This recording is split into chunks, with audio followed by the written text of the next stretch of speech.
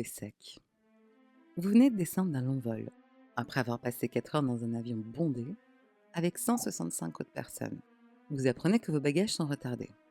Après une heure d'attente, le carrousel de l'aéroport démarre, et votre sac est l'un des premiers arrivés. Vous le récupérez et sortez aussi vite que possible. Une fois chez vous, vous posez votre sac sur le lit et réalisez immédiatement qu'il ne vous appartient pas. Il a dû être échangé. Vous fouillez le contenu à la recherche d'informations de contact ou d'une identité. Tout ce que vous trouvez, ce sont des vêtements pour hommes quelconques, des articles de toilette et un appareil photo numérique d'une marque coûteuse. Curieux, vous allumez l'appareil photo. Vous vous sentez un peu coupable d'avoir envie de fouiner. Il y a plus de 500 photos sur la carte mémoire de l'appareil photo. Vous commencez à les faire défiler. Les premières photos montrent un charmant couple debout sur une jetée au-dessus d'un océan bleu. Vous vous dites immédiatement que c'est très pittoresque. Chaque photo se rapproche un peu plus des deux tourtereaux. Le plan suivant vous glace le sang. C'est le même couple. Mais ils sont allongés sur des tables. Ils sont déshabillés et ont l'air d'avoir été poignardés à plusieurs reprises. Les photos suivantes sont des gros plans des plaies, puis un gros plan des visages de chacun des deux jeunes gens morts. Écœurés et horrifiés, mais incapables de vous arrêter. Vous regardez encore quelques photos. Cette fois, il s'agit des photos d'une jolie femme blonde d'une quarantaine d'années, assise sur un banc dans un parc et parlant au téléphone portable. Puis, la même femme, les mains et les pieds liés avec du ruban adhésif, une boule de tissu dans sa bouche pour la bâillonner. Sa gorge avait l'air d'avoir été tranchée. Du sang coule sur le sol en béton en dessous d'elle. Vous vacillez sur vos pieds, manquant de tomber la tête la première sur le lit. Il y a plus de 500 photos sur cette carte mémoire. Puis, une pensée vous vient à l'esprit. Lorsque vous avez enregistré votre bagage, vous avez rempli un de ces petits bouts de papier sur lesquels figurent vos coordonnées. Vous savez, pour être retrouvé au cas où vos bagages seraient échangés.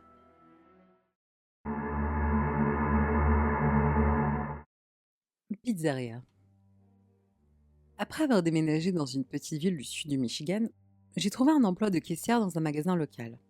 Après le travail, je rentrais chez moi à pied tous les soirs et commandais une petite pizza. Ça a été ma routine pendant 2 semaines, jusqu'à ce que les choses prennent une tournure étrange. J'ai téléphoné pour passer ma commande habituelle à la pizzeria, lorsqu'une nouvelle voix que je n'avais jamais entendue auparavant a décroché m'a dit « La même chose que d'habitude ? Pas de problème, je vous la livre dans moins de 5 minutes. » En effet, 5 minutes plus tard, ma commande était livrée et c'est exactement ce que j'avais commandé tous les soirs précédents. Lorsque j'ai essayé de donner un pourboire au livreur, il a refusé. Il m'a répondu qu'il n'en avait pas besoin et qu'il travaillait simplement à la pizzeria pour sortir de chez lui et essayer de rencontrer de nouvelles personnes. Rapidement, c'est devenu ma nouvelle routine. Et ça a duré pendant environ 3 mois. Je commandais toujours la même pizza et au lieu d'aller la chercher, le même livreur passait tous les soirs à la même heure. C'était même devenu une sorte de blague récurrente entre nous deux. Je plaisantais souvent sur le fait qu'il connaissait si bien ma routine, qu'il savait toujours exactement ce dont j'avais besoin. Quand j'en ai eu marre de manger la même chose tous les soirs, sur le chemin du retour, je me suis arrêtée au petit restaurant en face de la pizzeria et j'ai pris un vrai bon dîner. Par la fenêtre, j'ai aperçu mon livreur habituel quitter la pizzeria avec un carton à la main et partir en direction de mon pâté de maison. Je suis rentrée chez moi légèrement plus tard que d'habitude et j'ai trouvé une boîte à pizza sur le pas de ma porte. Sur le carton, il y avait un mot qui disait « Tu m'as manqué, je suppose que je pourrais te donner ce que je te dois demain soir. » Ça m'a un peu fait flipper. J'ai appelé la pizzeria et j'ai raconté au gérant ce que j'avais trouvé.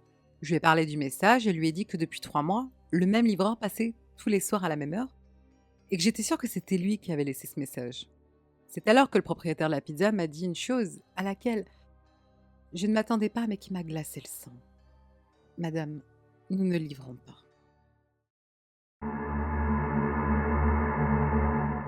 Besoin d'un garde de nuit. Il y a plusieurs jours, je suis tombée sur ceci. C'était en ligne sur un site de petites annonces. À votre avis, il s'agit d'un canular ou non? Nous recherchons un gardien de nuit en bonne santé physique et mentale pour un emploi à temps partiel ou à temps plein.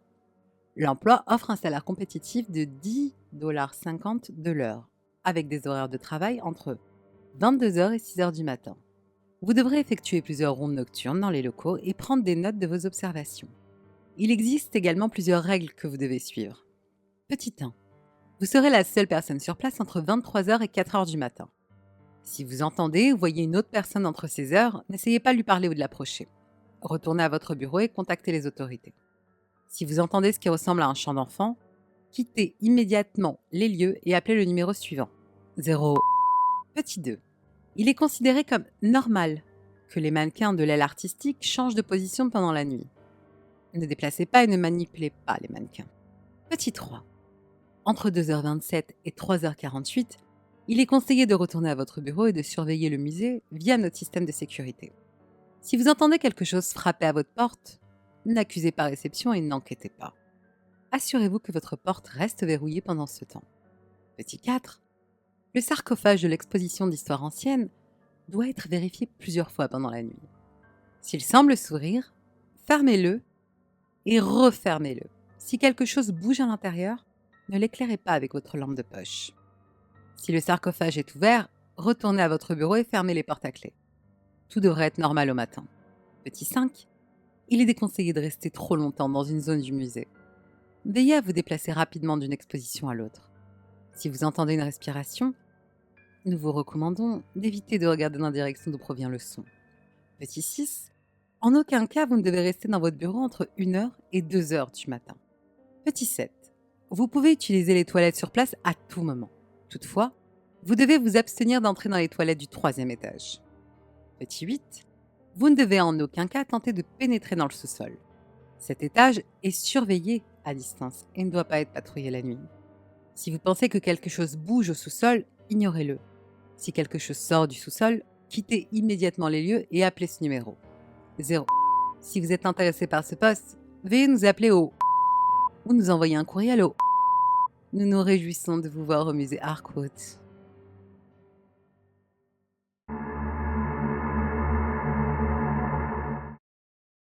Murmure caché. Récemment, j'ai découvert un moyen simple et efficace de savoir si votre maison abrite un ou plusieurs esprits. C'est vraiment facile. Tout ce dont vous avez besoin, c'est un aspirateur et bien sûr, d'une maison. Je vous recommande de le faire dans une pièce plongée dans l'obscurité totale. De ce fait, c'est plus simple à réaliser la nuit. Vous n'aurez pas à vous en faire puisque l'obscurité est là uniquement pour atténuer votre sens visuel et améliorer votre ouïe. Entrez dans la pièce sombre et allumez votre aspirateur. Tirez-le vers l'arrière puis vers l'avant, car cela permet d'entendre plus facilement les esprits. Si vous n'entendez aucune voix, vous saurez que vous pouvez dormir en toute sécurité, car ça signifie qu'il n'y a pas d'esprit dans votre maison. Si vous entendez des chuchotements ou même des conversations, ça signifie que les esprits de votre maison sont décédés d'une mort naturelle sans douleur. Si vous entendez des cris, les esprits ont très probablement été assassinés, torturés ou emportés par une maladie mortelle avant de lâcher prise. Bien que cela soit sans danger, cela peut vous provoquer des cauchemars. Cependant, si vous entendez un chant délicat, presque chuchoté, vous devriez faire vos valises et partir avant de découvrir ce que cela signifie.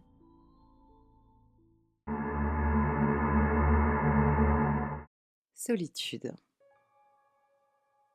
Avez-vous déjà ressenti la solitude? Je parle quand vous n'avez personne à qui parler ou vous n'avez pas d'amis avec qui vous détendre le samedi soir. Je parle d'être seul, vraiment seul, terriblement seul. Tellement seul que vous pourriez jurer qu'une présence est avec vous. Si seul que vous pourriez jurer entendre une voix résonner entre les murs de la maison. Je sais que vous l'entendez, n'est-ce pas? Vous ne pouvez pas me contredire. Seul. Vous ne vous êtes jamais vraiment senti seul. Autrement, vous sauriez que ce genre de choses est parfaitement normal. D'ailleurs, comment dormez-vous la nuit? Vous sentez-vous en sécurité? Vos portes sont-elles verrouillées? Ne vous inquiétez pas, il n'y a aucune raison de paniquer. Vous êtes seul, vraiment seul. Si seul que vous pouvez entendre cette voix silencieuse résonner entre les murs de la maison. Tellement seul que vous pourriez jurer qu'une présence est avec vous. Tellement, tellement seul. Aucun moment n'est plus parfait que maintenant. Mais ce n'est pas grave, cela peut attendre. N'oubliez pas de bien dormir la nuit. Je ne voudrais pas que vous finissiez par vous réveiller, parce qu'après tout, vous n'êtes peut-être pas si seul.